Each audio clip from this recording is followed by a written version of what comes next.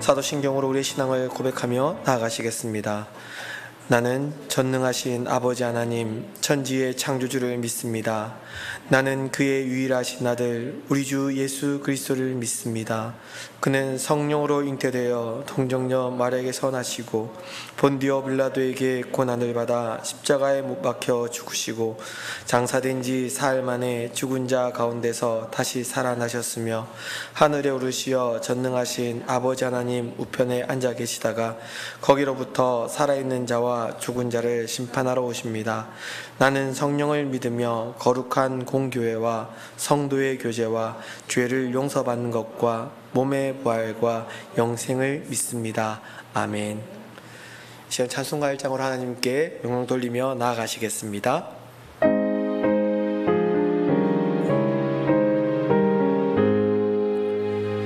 만복의 근원 하나님 온 백성 찬송 드리고 저 천사여 찬송하세 찬송 성부 성자 성령 아멘. 우리를 대표하여 기도 인도하시겠습니다.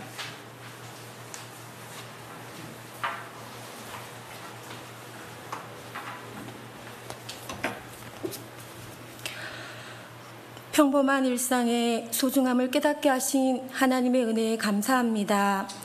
주어진 삶 속에서 하나님께 시선을 맞추며 살고 있는지 돌아보았습니다. 주님을 보고 살고 있다고 생각했는데 어느 순간 세상을 향해 내가 주인이 되어 생각하고 판단하는 삶을 반복해서 살고 있습니다. 하나님 용서해 주세요.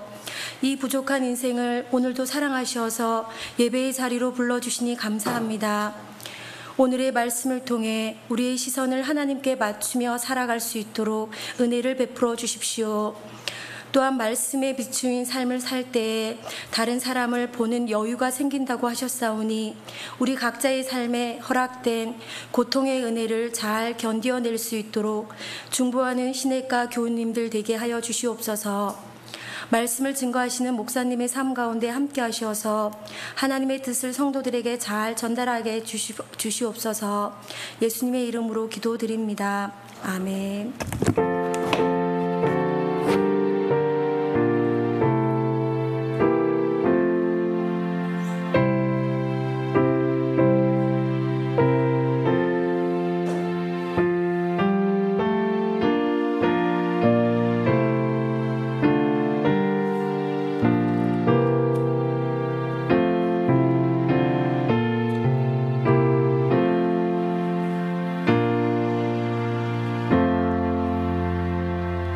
함께 보실 하나님의 말씀은 창세기 42장 5절로 24절까지 말씀입니다. 창세기 42장 5절로 24절까지 말씀을 교독하도록 하겠습니다.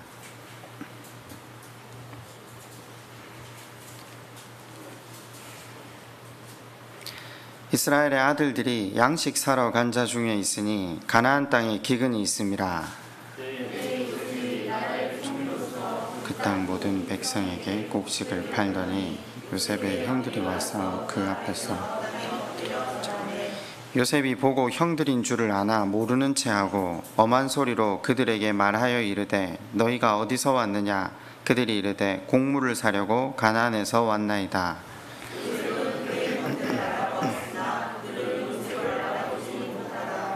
요셉이 그들에게 대하여 꾼 꿈을 생각하고 그들에게 이르되 너희는 정탐꾼들이라 이 나라의 틈을 엿보려고 왔느니라.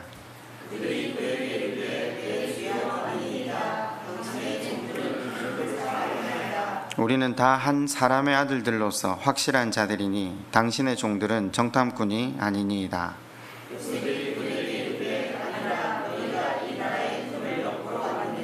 그들이 이르되 당신의 종 우리들은 12 형제로서 가나안 땅 한 사람의 아들들이라. 막내 아들은 오늘 아버지와 함께 있고 또 하나는 없어졌나이다.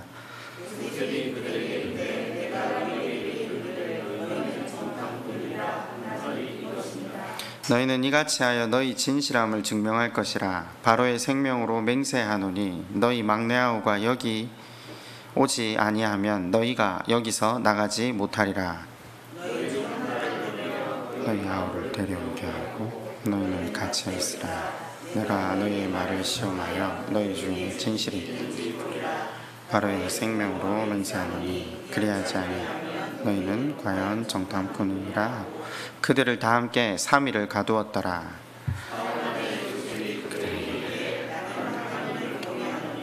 너희는 이같이 하여 생명을 너희가 확실한 자들이면 너희 중에 한 사람만 그 옥에 갇히게 하고 너희는 곡식을 가지고 가서 너희 집안에 굶주림을 구하고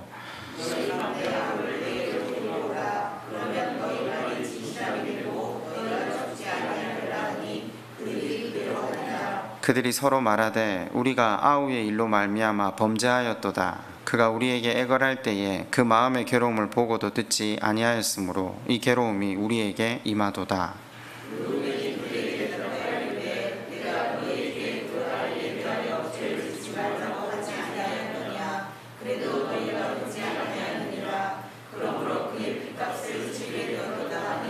그들 사이에 통력을 세웠으므로 그들은 요셉이 듣는 줄을 알지 못하였더라. 요셉이 그들을 떠나가서 울고 다시 돌아와서 그들과 말하다가 그들 중에서 시므온을 끌어내어 그들의 눈 앞에서 결박하고. 아멘. 그리스도인에게 가장 중요한 것은 하나님 아버지를 아는 것입니다. 요한복음 17장 3절에 이렇게 말씀이 기록되어 있습니다. 영생은 곧 유일하신 참 하나님과 그가 보내신 자 예수 그리스도를 아는 것이니이다. 영생은 하나님과 예수님을 아는 것이라고 합니다.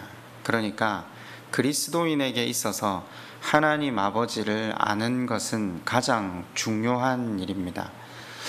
하나님 아버지를 알지 못하고서는 하나님 나라를 이룰 수가 없습니다. 이전에는 27장 3절을 읽을 때 그저 하나님 그분의 존재, 그것도 맞습니다. 예수 그리스도라는 그분의 존재, 그것을 믿고 아는 것이 구원의 시작이죠. 그러나 그 하나님을 아는 지식이 없다면 하나님의 바른 다스림과 통치 아래 살아가기를 거절할 테고 광야 수업이나 기근이나 고난을 누가 반갑게 맞이하겠습니까? 그 하나님을 알 때에 그 하나님이 행하시는 이 모든 일을 받아들이게 될 테고 그분의 다스림과 통치 아래 살아가는 하나님 나라를 이루게 되기에 요한복음 17장 3절이 말하고자 하는 바는 굉장히 의미가 깊다라는 거죠. 여러분은 하나님의 마음을 잘 깨달아가고 계십니까? 오늘 말씀을 통해 하나님과 바른 관계 속에서 하나님을 바르게 알아가고 있는지, 또 말씀 가운데 그 하나님의 뜻을 바르게 깨달아 우리로 바라시는 것들을 우리 삶으로 잘 구현해가는 복된 한 시간이 되었으면 좋겠습니다. 본문에는 하나님을 아는 사람과 하나님을 잘 알지 못하는 사람들이 대비되어서 나오기 시작합니다. 요셉과 그의 형제들이 대비가 되죠. 하나님을 알고 사는지 하나님을 모르고 사는지는 그들의 관심사를 보면 잘 알 수 있습니다. 그러니까 요셉의 관심사와 형제들의 관심사를 비교해 보면 하나님을 아는 사람과 하나님을 모르는 사람의 삶의 태도를 볼 수 있다는 거죠. 요셉의 관심사는 뭡니까? 형제들입니다. 형제들을 바로 세우는 것.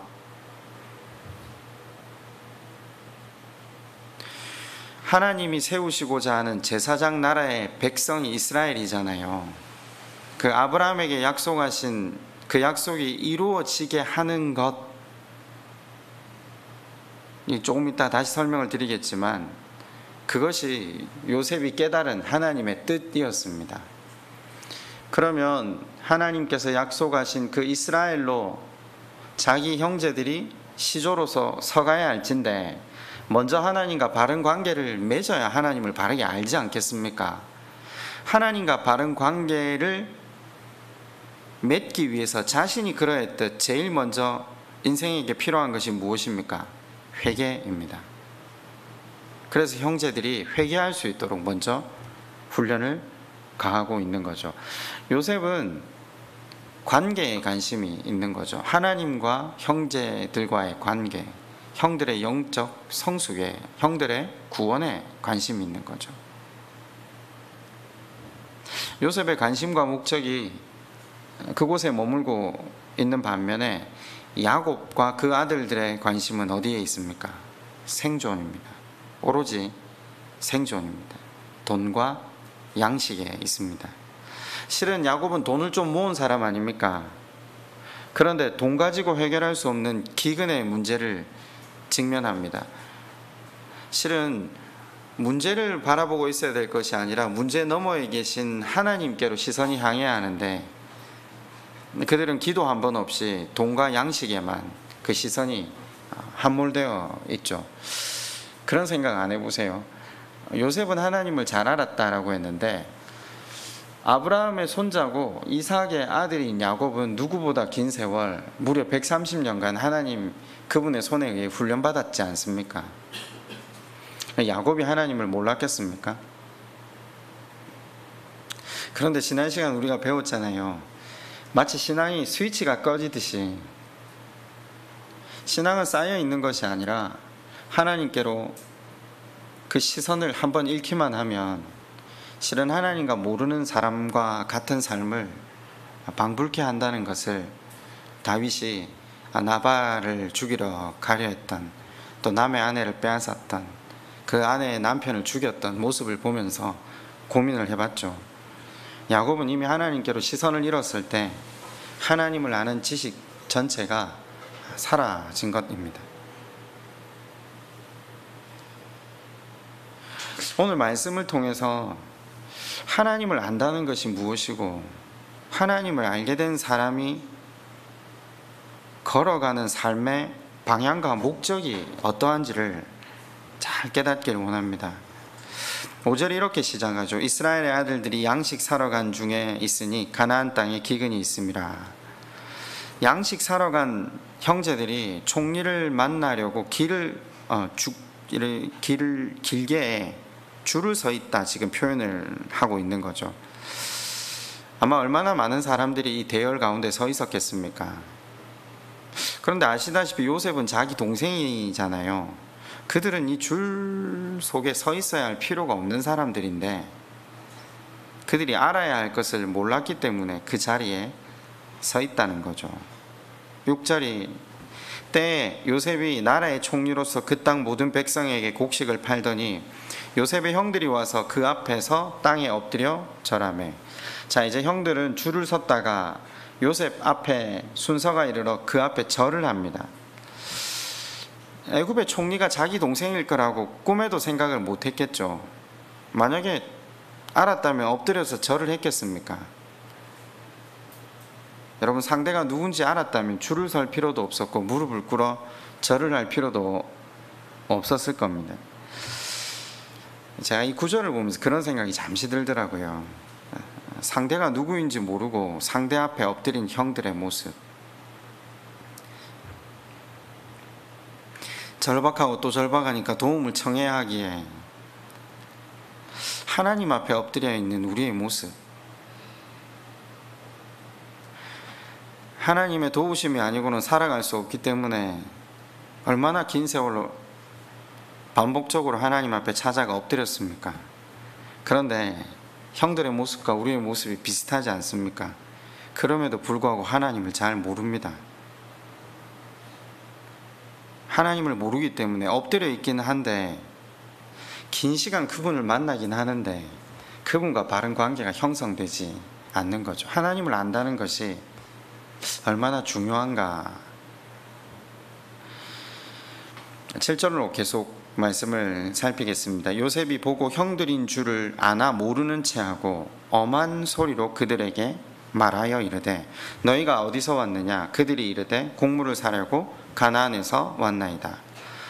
여기 한국말로 엄한 소리로 이렇게 되어 있잖아요. 엄한이라는 히브리어 단어는 카쉐라는 뜻인데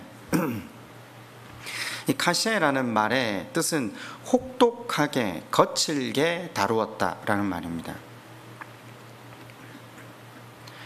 뭐 때문에 혹독하고 거칠게 형제들을 다루었죠? 앙금이 남아 있어서요? 골탕을 좀 먹이려고요? 아니요. 본문에 정확하게 그 이유를 밝히고 있습니다. 8절입니다. 요셉은 그의 형들을 알아보았으나 그들은 요셉을 알아보지 못하더라. 9절에 이유가 나옵니다. 요셉이 그들에게 대하여 꾼 꿈을 생각하고 그들에게 이르되 너희는 정탐꾼들이라 이 나라의 틈을 엿보려고 왔느니라. 꾼 꿈을 생각하고 일하기 시작했다 이 말입니다. 맞죠? 본문을 읽어보시면 그렇게 이유가 나오잖아요. 무슨 말이냐면요, 마치 이런 일이 발생할 줄을 알고 기다리고 있었던 사람처럼 미리 준비한 대사를 굉장히 자연스럽게 말하고 있다라는 겁니다. 지금 본문이 요셉이 이렇게 하는 행동의 근거를 밝히는데 뭐 때문이라고요? 지금 꾼 꿈을 생각하고. 우리는 자주 성경의 문자에 함몰되는 경우가 있습니다. 문자 그대로 그들에게 절을 받자마자 옛날에 꾼 꿈을 생각하고 그게 이루어졌네? 그걸 본문이 이야기하려고 하는 겁니까? 아닙니다. 아시다시피 요셉이 얼마나 긴 세월 혹독한 훈련을 거쳤습니까? 그 훈련을 통해 요셉은 하나님만 의지하는 사람이 되었잖아요. 그리고 하나님의 능력으로 말미암아 남이 꾼 꿈을 해석하고 한 걸음 더 나아가 대안을 내어놓았던 지혜 그 자체였습니다. 그죠? 제가 일전에 그런 말씀을 드렸잖아요. 이집트의 총리는 꿈 해석 한번 잘했다고 세울 만한 자리가 아닙니다. 공직사회에서 최고 끝에 있는 자리는 성품, 인격, 지식이 남다르지 않으면 그 자리는 복된 자리가 아니라 저주의 자리가 된다라고 했잖아요. 파라오가 봤을 때 요셉이 내어놓은 그 대안은 이 사람이 가지고 있는 실력이라는 걸 깨달았잖아요. 남이 꾼 꿈에 대한 해석과 남이 꾼 꿈에 대한 대안도 정확하게 내어놓을 수 있었던 하나님의 능력을 가진 사람이 자기가 꾼 꿈에 대해서 기도했지 않았겠습니까? 그리고 하나님, 제 꿈이 이루어졌을 때, 그러니까요, 단지 총리로 성공하게 하실 그것을 요셉이 바라봤겠습니까? 아닙니다. 자신이 오래전에 그 꾼 꿈, 그 꿈에 대한 해석과 동시에 마치 바로에게 대안을 곧바로 이야기했듯이 하나님의 요구가 무엇인지를 분명히 깨닫고 자기가 행해야 할 일을 요셉이 하고 있다라는 것을 성경이 증거하고 있는 거죠. 여러분, 형들을 엄하게 대하고 있는 것, 골탕 먹이거나 잘못에 대한 보응을 하려고 하는 것이 아닙니다. 요셉은 이미 하나님의 섭리의 관점으로 사건과 사물을 볼 수 있는 사람이 되어 있습니다. 하나님을 안다. 하나님을 안다는 건요, 거기에서 나의 역할, 사명을 아는 겁니다. 교회를 오래 다니셨죠? 하나님 앞에 무릎 꿇고 엎드리잖아요. 뭐 때문에요? 필요가 있어서요. 요구가 있어서요. 인생에 부족함이 있어서 우리가 엎드리잖아요. 사실 우리는 하나님이 채우시지 않으면 살아갈 수 없는 유한한 존재들이잖아요. 그 덕에 기복신앙 좋아요. 근데 우리는 사실 하나님 주시는 복이 없으면 살 수 없거든요. 그런데 우리는 복을 구하러 왔다가 그 기도의 시간이 이어지면서 하나님 앞에 우리가 누군지를 깨달아요. 그리고 구하러 왔던 거 다 잊어버리고 하나님 앞에 회개하죠. 하나님, 주시지 않아도 괜찮습니다. 우리가 죄인인데 살게 해주시고 구원의 은혜를 베푸신 것만으로도 충분히 감사합니다.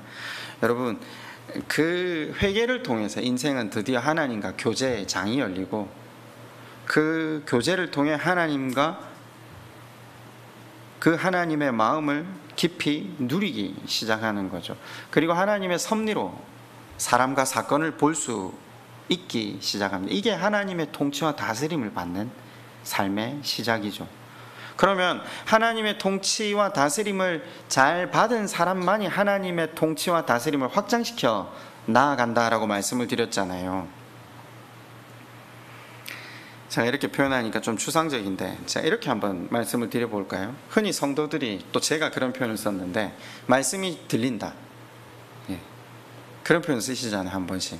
언제 그런 표현을 쓰시죠? 누구 설교가 좋고 누구 설교가 안 좋다, 그런 의미로도 쓰이기도 합니다. 그런데 우리가 보통 말씀이 들린다라고 표현을 할 때 언제냐면요, 그 말씀 앞에 비추어진 내 인생의 실존이 어떤지를 깨달을 때죠.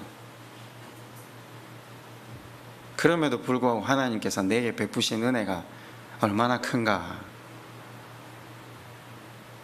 여러분, 하나님의 은혜를 깊이 절감한 사람들은 대체적으로 그 하나님을 알게 됨으로 동시에 내가 내 삶 속에서, 그렇다면 이제 내가 하나님을 향해서 해야 할 일이 무엇인가를 깨닫는 것.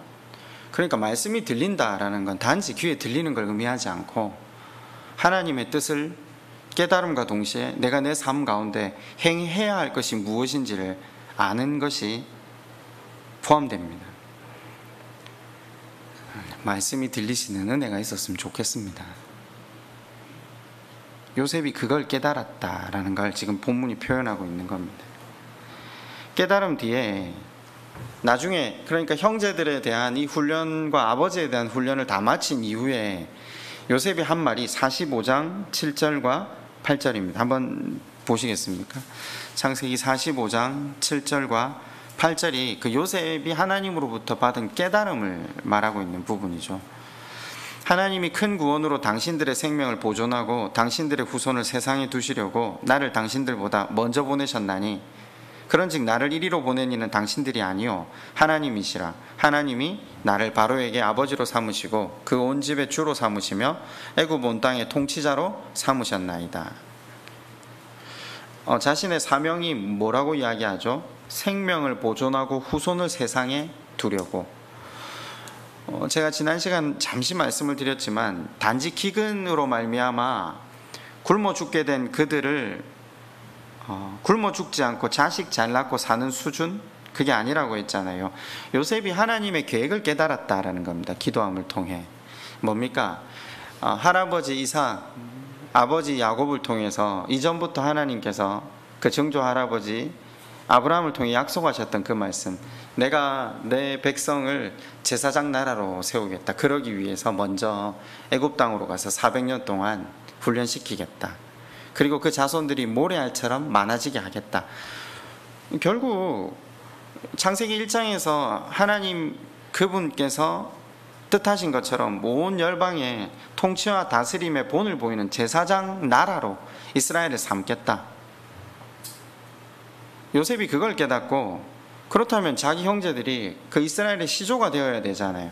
근데 지금 그 사람들의 신앙의 수준으로는 어림없다는 걸 요셉이 아는 겁니다. 그래서 요셉이 그들을 훈련하기 시작합니다.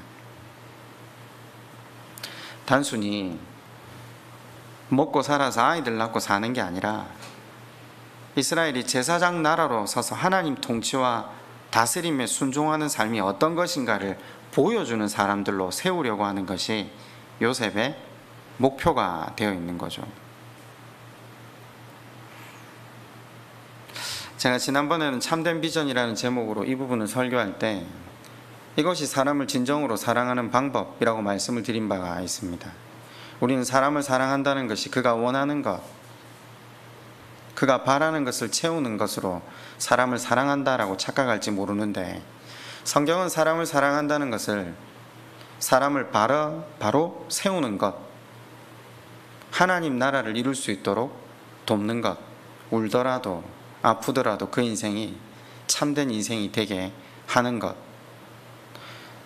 똑같이 지금 요셉이 그 일을 이제 시작하는 거죠. 그 일의 시작이 뭐죠? 그들을 스파이로 모는 것이었습니다. 생각한 대로 스파이로 몰렸는데, 당시에 중근동에서 스파이들은 잡히면 사형을 바로 당하잖아요. 형들이 다급해집니다. 창세기 42장 10절로 한번 돌아와 보시겠습니까? 그들이 그에게 이르되 내 주여 아니니이다. 당신의 종들은 곡물을 사러 왔나이다. 우리는 다 한 사람의 아들들로서 확실한 자들이니 당신의 종들은 정탐꾼이 아니니이다. 요셉의 형들이 자기를 소개할 때 지금 뭐라고 소개합니까?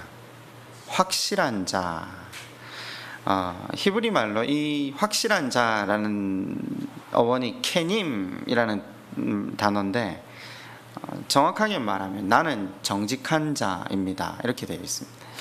왜 번역을 확실한 자라고 했을까 생각을 좀 하다가, 원문은 정직한 자, 뭔가 좀 느껴지시죠? 요셉에게 형들이 자기를 소개할 때 뭐라고 말한다고요? 자신들이 정직한 사람들입니다. 굉장히 아이러니한 일 아닙니까? 지금 자기가 정직한 사람이 아니라는 걸 누구보다 잘 알고 있는 한 사람이 앞에 서 있는데, 돌아온 요셉의 답이 굉장히 인상적입니다. 아니라, 그리고 다시 요셉이 말합니다. 너희가 이 나라의 틈을 엿보러 왔느니라. 이제 더 다급해졌죠. 형들은 자기의 신분을 증명하려고 다시 자신의 정체성들을 설명합니다. 그들이 이르되 당신의 종 우리들은 12형제로서 가나안 땅 한 사람의 아들들이라. 막내 아들은 오늘 아버지와 함께 있고 또 하나는 없어졌나이다. 다급해서 11명이라고 하지 않고 정확하게 12명이라고 이야기를 했습니다. 그런데 뭐라고 합니까? 하나는 없어지고 하나는 아버지와 함께 있습니다. 요셉의 의심을 피하려고 자신의 출신지, 가족관계, 정확한 신분을 말하려고 하다가 올무에 빠진 거죠. 여러분, 하나가 없어졌습니까? 아닙니다. 자기들이 팔았습니다. 팔아놓고 거짓말하는 거잖아요. 급한 상대가 어디 있습니까? 앞에 있습니다. 그리고 형들은 그 요셉 앞에서 자신들을 뭐라고 표현하죠? 나는 정직한 자입니다. 가만히 돌아보면 사람은요, 어려서부터 어른에 이르기까지 다급해지거나 황급해지면 거짓을 구할 때가 많습니다. 인생의 본질이 거짓이라는 걸 성경이 우리에게 증거할 때마다, 여러분, 인간이 어떤 상황 가운데 거짓말을 하는 이유가 무엇입니까? 상대방이 모를 것으로 생각하기 때문입니다. 그들은 거짓말이 완전 무결하게 통했다고 생각했죠. 그러나 그들이 팔았던 장본인이 눈앞에 서 있는데 자신들만 모르고 있는 겁니다. 여러분 아시다시피 흔히 인간들이 완전 범죄를 이야기하잖아요. 그런데 완전 범죄라는 말을 쓸 때 뭐가 배제되어 있습니까? 하나님은 배제되어 있는 겁니다. 실은 하나님 앞에서는 완전 범죄는 없습니다. 우리가 한 거짓말은 언젠가 반드시 산을 넘고 물을 넘어 다시 우리에게 돌아옵니다. 백일하에 드러나게 됩니다. 왜냐하면 하나님이 살아계시기 때문입니다. 거짓말을 하는 사람들은 이 사실을 잊어버렸기 때문이죠. 살아가면서 반드시 기억해야 할 것이 한 가지 있다면 하나님은 살아계시고 우리와 함께 하신다는 사실입니다. 하나님이 함께 하시기 때문에 내가 내 삶의 현장에서 하나님이 함께 하심을 망각할 때 내가 거짓말을 하고서도 이처럼 태연하게 요셉의 형들이 벌린 일을 우리도 할 수 있다라는 거죠. 하나님이 함께 하신다는 사실을 깨닫고 살아간다면 우리 삶이 하나님 보시기에 아름답지 않겠습니까? 저는 여기 구절만 오면 이 형들이 말하고 있는 이 태도를 보면서 참 여러 가지를 생각하게 됩니다. 여러분 어떠세요?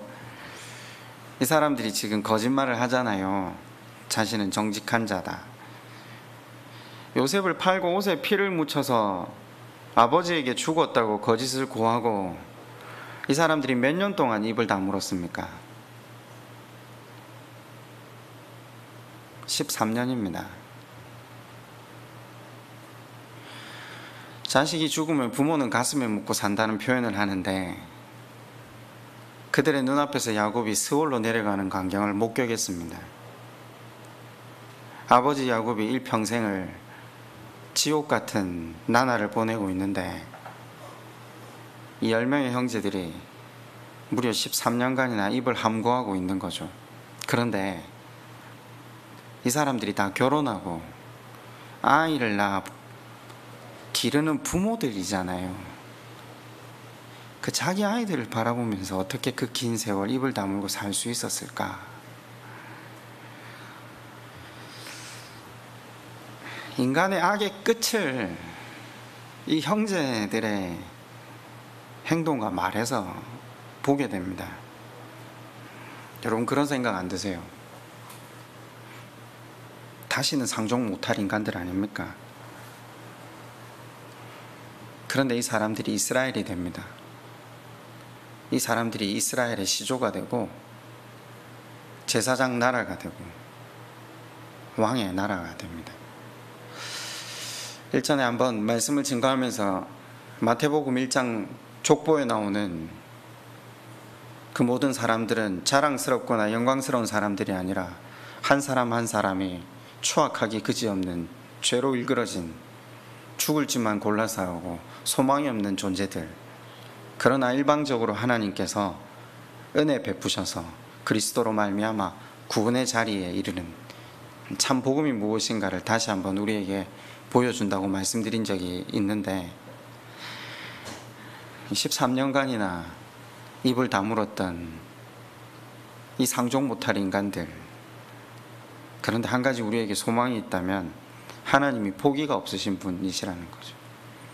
하나님이 정말 끈질기신 분이시라 이들이 이스라엘로 세워져 갑니다. 여러분, 왜 창세기 37장에 요셉의 이야기가 전개되고요 37장에 끔찍한 사건이 있고 난 이후에 38장에 보면 다말 이야기가 나오잖아요. 그리고 39장에 다시 요셉 이야기가 시작되는데 저자가 순서를 까먹어서 38장 다말의 이야기를 거기다가 넣었을까요? 유다가 왜 이스라엘 지파의 상속자, 주권자, 왜 장자가 되느냐를 38장이 잘 보여주기 때문입니다.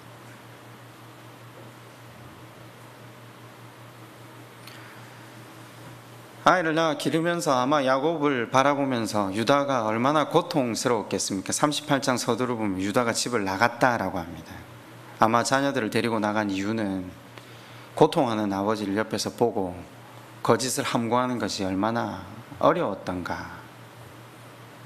그리고 나아가서 그 아들들이 하나님 그분의 징계로 말미암아 죽죠.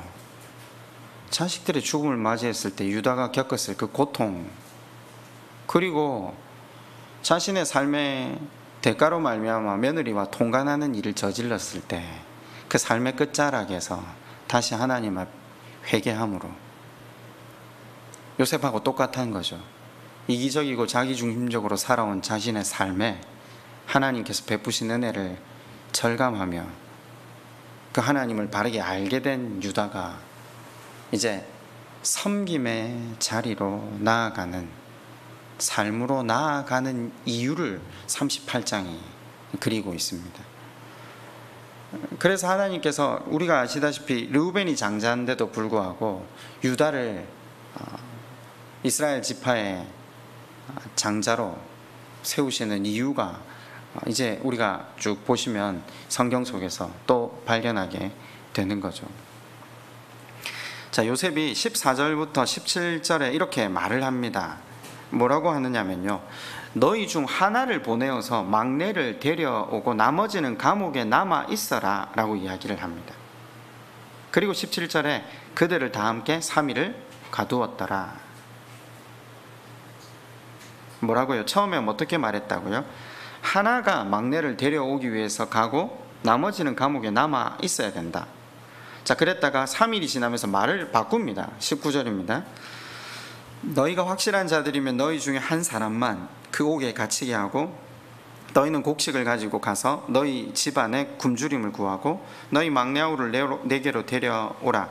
그러면 너희 말이 진실함이 되고 너희가 죽지 아니하리라 하니 그들이 그대로 하니라. 두 번째로 요셉이 형제들에게 한 말은 한 사람만 남고 나머지가 가서 막내를 데리고 와서 너희의 정직을 증명해라. 처음엔 뭐라고 했죠? 모두 남고 한 사람만 가고, 두 번째는요, 한 사람만 남고 모두가 가라. 여러분, 요셉이 지금 이 일을 하는 이유가 뭐죠? 결국 두 가지 일 다 모두 무엇을 향해 있죠? 데리고 오라는 거죠. 누구를요? 막내 베냐민을요. 뭐 때문에요? 아버지 야곱으로 하여금 하나님 앞에 그의 삶의 본질을 바르게 깨닫게 하려고요. 여러분, 이스라엘의 기근이 들었을 때 아들들이 주저하며 가지 않았던 이유가 뭐죠? 아버지 야곱의 말을 보면서 우리가 한번 생각해 보았죠. 아버지가 뭐라고 하죠? 너희들 10명은 가서 양식 구해와도 되는데 베냐민은 안 된다라는 겁니다. 바꿔 말하면 어떤 말입니까? 너희들 10명은 가서 무슨 일을 당해도 상관없다라는 거예요. 베냐민은 안 된다. 여전히 라헬이 낳은 자식 한 명에 집착하고 있는 야곱, 의도적으로 그 막내 베냐민을 데리고 오라라는 겁니다. 요셉은 형들의 회개, 아버지의 회개를 동시에 이루어가려고 일을 하기 시작하고 있는 거죠. 자, 요셉의 의도대로 형제들이 깨닫습니다. 21절입니다. 그들이 서로 말하되 우리가 아우의 일로 말미암아 범죄하였도다. 그가 우리에게 애걸할 때 그 마음의 괴로움을 보고도 듣지 아니하였으므로 이 괴로움이 우리에게 임하도다. 르우벤이 그들에게 대답하여 이르되 내가 너희에게 그 아이에 대하여 죄를 짓지 말라고 하지 아니하였더냐. 그래도 너희가 듣지 아니하였느니라. 그러므로 그의 핏값을 치르게 되었도다 하니. 여러분, 여기 22절에 보면 르우벤이 옳은 이야기를 하는 것 같지만 실은 르우벤은 결정적인 순간에 말만 하고 늘 뒤로 빠지는 인물인데 반해서, 그것도 나중에 그렇잖아요. 막내를 데리고 오라는 순간에 르우벤은 내 아들 둘이를 걸고 막내를 데려가야 된다 이야기를 하지만, 결정적인 순간에 유다는 자기 아들들을 걸지 않고 자기를 걸잖아요. 자기 목숨을 담보로 하고, 나중에 잡혀 있어야 될 상황 가운데도 유다가 자기를 먼저 내어놓는 자리로 나아가거든요.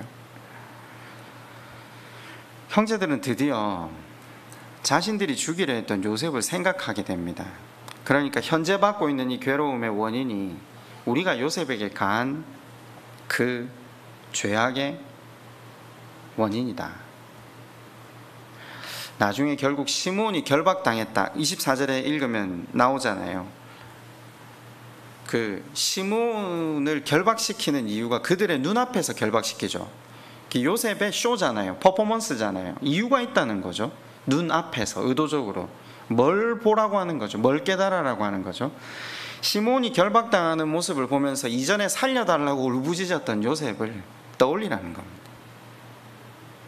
동시에 자신들 앞에 서 있는 이 총리, 엄한 이 한 인물, 자기가 무엇을 부탁해도 들어주지 않는, 아무 말도 통하지 않는 총리의 냉정함, 그 상황을 보며 요셉이 살려달라고 애걸했던, 그러나 아무도 그의 말을 들어주지 않았던 자신들의 잔인함을 뼈에 사무치도록 기억해내라는 겁니다. 요셉이 이 일을 행하는 의도가 무엇이겠습니까? 형들이 자신이 했던 것처럼 회개하기를 바라는 겁니다. 요셉이 아마 노예로 팔려가는 그날 얼마나 형제들 원망하면서 기도했겠습니까? 여러분, 그러나 그 날들이 지속되었을 때 그 칠흑 같은 공포스러운 밤 가운데 하나님, 제가 무슨 죄를 지어서 이와 같은 상황을 누려야 됩니까? 라고 이야기할 때 하나님이 은혜로 그의 죄를, 이기적이고 자기중심적으로 살아온 자신의 삶의 행적을 보게 하셨게 하지 않았겠습니까? 그리고 요셉은 울며 회개함으로 하나님 앞에 나아갔고, 그로 인해 하나님과 관계를 회복하고 하나님과의 관계를 회복함으로 그분의 눈으로 이 모든 하나님의 섭리를 인정하게 되었기에 형제들을 용서하고, 말씀드렸다시피 말씀이 들린다는 건 하나님이 원하시는 대로 하나님의 뜻을 이루는 도구로서 살아가기 시작하죠. 요셉이 바라는 건 형제들도 그처럼 회개를 시작함으로 하나님과의 관계가 심화되고, 그 심화된 관계를 통해 하나님의 뜻을 이루는 도구로 살아가길 원한다라는 거죠. 제가 길게 굉장히 설명을 했는데 한번 정리를 하는 차원에서 이제 말씀을 맺어야 될 때가 다가왔으니까 질문을 한번 해봅시다. 신앙의 여정이 하나님의 뜻을 알고, 그죠? 그 하나님 구원을 이 땅에 이루어가는 통로로 쓰이는 것 때까지 나아가는 게 우리 삶의 방향, 목적이라면요, 여러분은 어디쯤 서 계십니까? 말씀이 들렸다, 그리고 필요가 생겼다, 기도하러 하나님 앞에 나아갔다, 회개했다, 하나님과의 교제의 장으로 나아갔다, 하나님을 바르게 알기 시작했다, 그분의 뜻을 깨닫고 그분의 도구로 서기 시작했다. 저는 옛날에 이렇게 기도한 적이 많았습니다. 어떤 일들이 진행될 때마다 도대체 하나님 저를 향한 뜻이 뭡니까? 여기에서 뭘 선택해야지 됩니까? 제가 하나님 뜻을 잘 모르겠습니다. 굉장히 긴 시간 기도했거든요. 그런데 말씀을 통해서 하나님의 뜻을 딱 깨닫고 나니까요, 이제 그 기도가 저한테 사라졌습니다. 그 기도가 무의미하다는 걸 깨달은 거죠. 아, 이 모든 일이 내 구원을 이루어 가시기 위한 하나님의 절대적인 지혜였구나. 내 삶에 일어나고 있는 광야, 일교시, 기근, 구덩이, 사람들, 그리고 모함, 혹은 죄악, 여러 가지 모든 문제들을 통해 하나님은 나의 구원을 이루어 가시고 계시구나. 더불어서 하나님이 바라시는 것은 나와 함께하는 사람들이 그 하나님을 바르게 바라보고 그들의 구원을 이루어 갈 수 있도록 돕는 것이구나. 그러니까 굉장히 인생이 심플해진 거죠. 뭘 해도 별 질문이 없어진 거죠. 여러분 어디쯤 서 계십니까? 물론 시선을 다시 딱 떼버리면요, 원위치로 다시 돌아갑니다. 리셋이 되는 거죠. 좋은 것 같은데 좋은 건 아닌 것 같습니다. 근데 제가 제가 여러분한테 지금 다그치는 게 아니라 우리가 그래서 여기에 다 서 있어야 된다, 전 지금 그걸 말씀드리려고 하는 게 아닙니다. 중요한 건 하나님을 바라보냐 안 바라보냐, 이게 문제라는 거죠. 매번 선택의 순간마다 이게 하나님의 뜻입니까? 네, 그걸 물어보는 과정이 있어야 돼요. 그래서 하나님 앞에 그 기도 때문에 내 자신의 실체를 들여다보고 회개하는 과정도 있어야 되고요. 그리고 긴 회개를 통해서만 하나님과 깊은 교제로 나아갈 수 있는 것이 우리 본질이거든요. 네, 그런 과정들을 거쳐가야 되는데 중요한 것은 하나님을 바라보고 있느냐 안 바라보고 있느냐가 가장 관건이라는 거죠. 어디에 있는 건 사실은 중요하지 않는 것 같아요. 길에 서 있는 한 끈질기신 하나님은 아니 그잖아요. 13년간 부모가 고통스러워하는 모습을 보면서도 입도 뻥끗 안 하는 이런 인간도 구원에 이르게 하기 위해, 아니 구원의 시조로 사용하기 위해 사용하시는 우리 하나님께서 우리랴. 형제들도 그와 같은 사람들이 될 수 있도록 훈련하고 있습니다. 마지막 절을 한번 볼까요? 그들 사이에 통력을 세웠으므로 그들은 요셉이 듣는 줄을 알지 못하였더라. 그들이 이제 회개하는 거잖아요. 자신의 삶을 돌아보면서. 요셉이 그들을 떠나가서 울고 다시 돌아와서 그들과 말하다가 그들 중에서 시므온을 끌어내어 그들의 눈앞에서 결박하고. 마지막 부분인데요, 여러분 교회 다니시면서 그런 이야기 많이 들으셨죠? 성경에 나오는 인물들, 모세, 다윗, 요셉 이런 사람들을 보면서 그리스도를 예표한다, 그런 표현을 들으셨죠? 이 부분을 특별히 그리스도의 모습으로 자주 인용을 합니다. 요셉이 형들의 회개를 위해서 그들을 다그치고 엄하게 대했습니다. 그들이 그 하나님 앞에 자신의 죄악을 깨닫게 하기 위해 훈련하긴 하지만 그러다가 그 감정을 주체하지 못해 뒤에 들어가서 울다가 고통스러워하는 그 모습이 바로 예수 그리스도의 모습이라는 거죠. 하나님이 우리를 향한 모습이라는 거죠. 때로는 우리를 어미대 하시고 광야로 구덩이로 몰아가시지만 어쩔 줄 몰라 하는 우리를 보시면서 속으로는 울고 계시는 하나님의 모습을 그리고 있는 겁니다. 그런데 우리가 하나님 나라를 이루는 게 가장 큰 복이기에 울더라도 아프더라도 일하고 계신 하나님,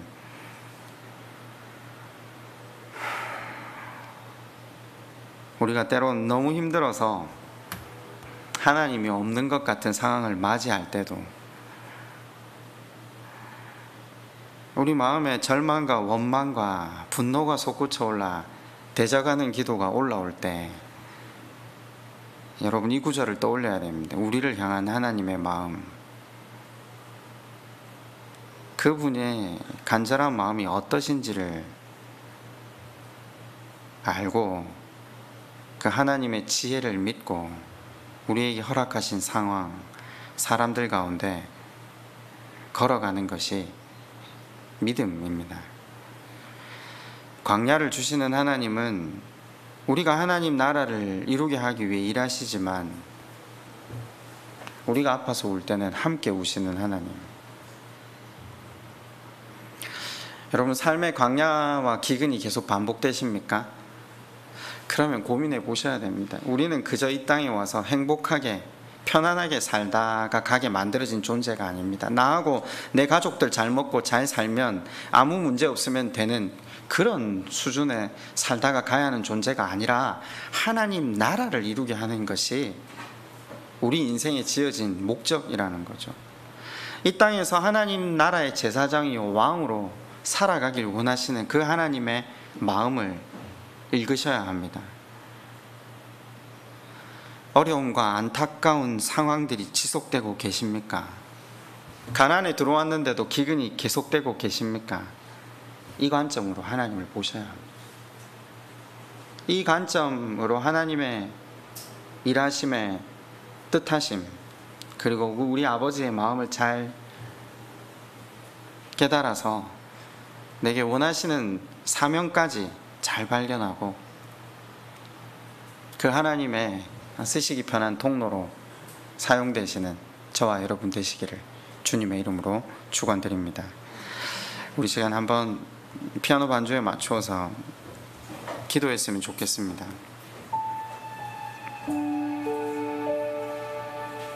고통스럽고 원망스러운 시간들을 지나고 있습니까?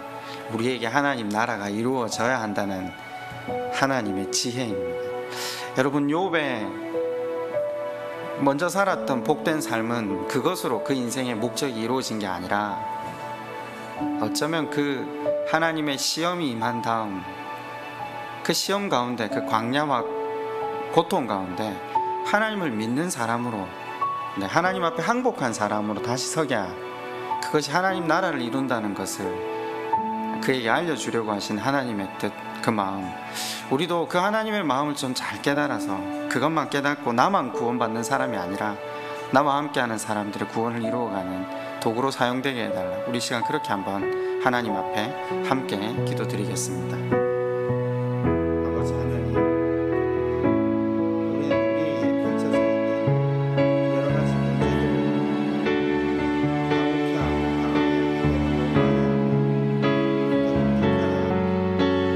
이 상황은 저에게 허락되지 않아야 됐습니다. 지속될 수 없는 상황이 그러나 하나님의 지혜는 이러해도 그 하나님을 바라보게 하시고 우리 가운데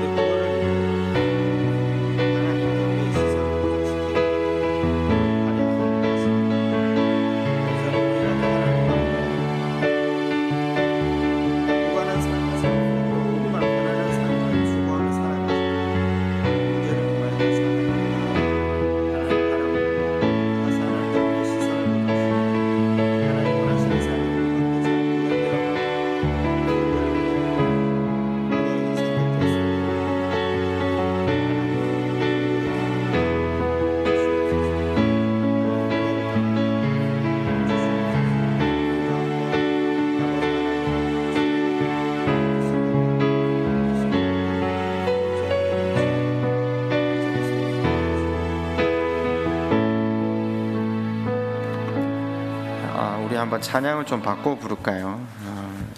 아까 처음 시작할 때 불렀던 주가 일하시네 한번 다 같이 찬양하겠습니다.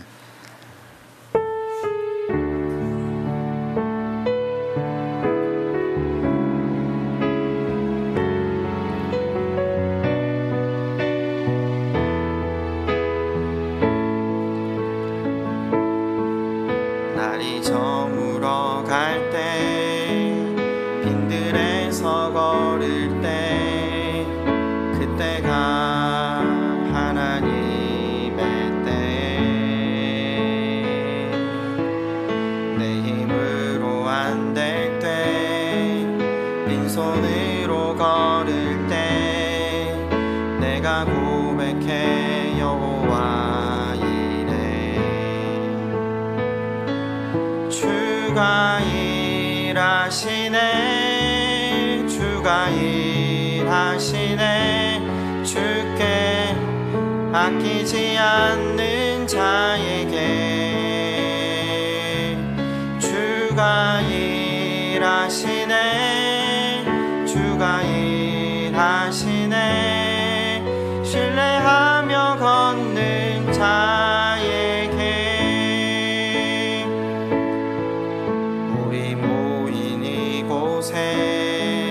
주님 함께 계시네 누리네 아버지 은혜 적은 떡과 물고기 내 모든 걸 드릴 때 모두 고백해 여호와 이래 주가 일하시네 주가 일하시네 주께 아끼지 않는 자에게 주가 일하시네 주가 일하시네 신뢰하며 걷는 자에게. 제가 봉헌기도하고 축도함으로 예배를 마치도록 하겠습니다. 자비하신 아버지 하나님, 우리의 삶에 하나님 나라가 이루어지도록 일하시고 계신 아버지 하나님의 지혜를 배웁니다. 그 하나님의 지혜를 의지하며 하나님께서 우리에게 베푸신 상황과 사람들을 순종하길 기도합니다. 우리 가운데 이루어질 그 하나님 나라와 더불어 우리와 함께하는 사람들의 삶 가운데에도 그 하나님 나라를 이룰 수 있는 구원의 통로로 하나님이 쓰시기 편한 도구로 사용되는 복된 우리들 삼아 주옵소서. 늘 기다려주시고 우리 가운데 가장 선한 것들을 채우시는 우리 아버지께 이 시간 예배드립니다. 명하신 대로 예물도 아버지께 올려드려오니 주님 연락하여 주옵소서. 우리 주 예수 그리스도의 은혜와 하나님의 사랑하심과 성령님의 교통하심이 하나님의 백성들 가운데 영원토록 함께 계시기를 축원합니다. 아멘.